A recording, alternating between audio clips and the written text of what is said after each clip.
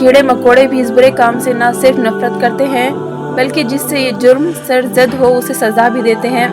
एक दिन अल्लामा इब्ने क़य्यिम एक दरख्त के नीचे बैठे हुए थे कि उन्होंने एक चींटी को देखा जो किसी खाने की तलाश में थी। उसे टिड्डी का एक पर नजर आया। वो उसके पास आई और उसको उठाकर ले जाने की कोशिश की मगर कामयाब न हुई। कई बार कोशिश और नाकामी के बाद वो अपने बिल की तरफ दौड़ पड़ी। थोड़ी ही देर में वहां से चींटियों की एक फौज नमूदार हुई। एक चींटी उनके आगे चलती हुई टारगेट तक इनकी रहनुमाई कर रही थी।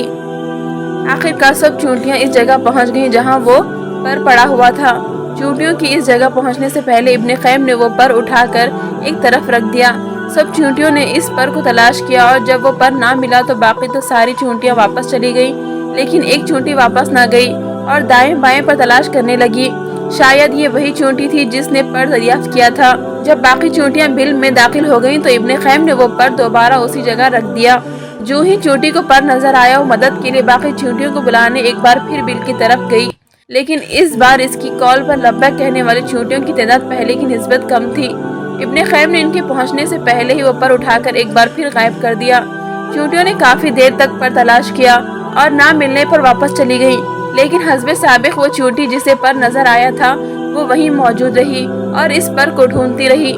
इससे पहले कि वो भी वापस जाती इब्ने क़य्यिम ने एक बार फिर वो पर साबिक़ा जगह रख दिया और वो चींटी तीसरी बार भी इस पर तक पहुंच गई। जो ही इसे पर नजर आया वो दौड़कर अपने बिल की तरफ गई ताकि बाकी साथी चींटियों को बुला कर लाए, लेकिन इस बार मदद के लिए आने वाली चींटियों की तादाद सिर्फ 7 थी। इब्ने क़य्यिम ने इस बार भी वो पर इस जगह से गायब कर दिया। चींटियों ने काफी देर तक पर को तलाश किया और जब तलाश के बाद भी वो पर ना मिला तो उन्होंने गुस्से से इस चींटी पर हमला किया और इसको मार डाला। वो झूठ बोलने पर इससे नाराज थी। तब इब्ने क़य्यिम ने वो पर चींटियों के दरमियान रख दिया। जो ही इनको पर मिला सारी चींटियां इस मुर्दा चींटी के पास जमा हो गईं। गोया वो सब एक बेगुनाह के कत्ल पर शर्मिंदा थी। इब्ने क़य्यिम फरमाते हैं कि ये देखकर मुझे बहुत अफसोस हुआ।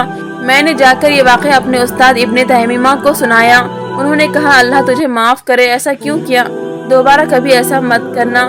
झूठ से नफरत फितरत का हिस्सा है। कीड़े मकोड़े तक इस मकरूह धंधे से न सिर्फ नफरत करते हैं बल्कि जिससे ये जुर्म सरजद हो उसे सजा भी देते हैं।